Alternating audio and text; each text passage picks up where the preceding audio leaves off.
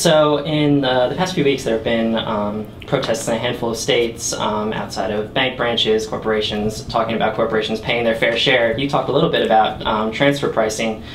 What role does the sort of ensuring that corporations, businesses pay the actual rate play in deficit reduction? Well, look, everybody has to sacrifice, and everyone says make someone else sacrifice.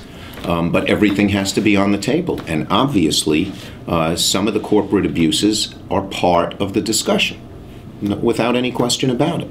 They're not the whole discussion, and I think when people make it the whole discussion, we'll never get anywhere, but we can certainly make it part of the discussion.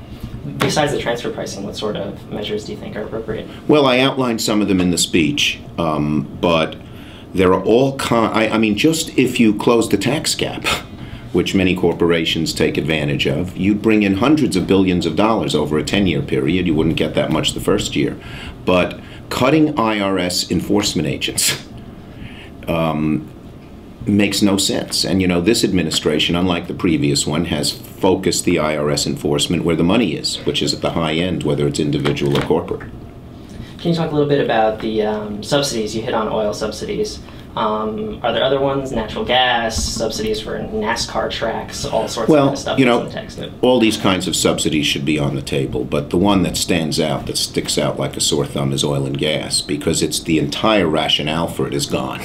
It was passed, I think, when the price of oil was $17 a barrel. We had low production, and now, of course, price of oil is $100 a barrel. This subsidy, in economic terms, doesn't mean anything other than to make some people wealthy who are already wealthy.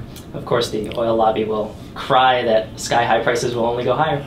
Well, you know, the bottom line is everybody's got to come together on this. And this is one thing that should be on the table. It will have nothing to do with raising prices. What will have to do with raising prices is, of course, the situation in the Middle East, supply and demand, and of course my view that we made a huge mistake when we let the oil companies merge, a mistake made by both Democratic and Republican administrations. How the heck Exxon was allowed to buy Mobil made no sense to me. Even when you have 15 major companies, you get a lot more competition, price competition, than when you have 4 or 5. Can I ask very quickly on the millionaire tax, do you have any Republican support for that?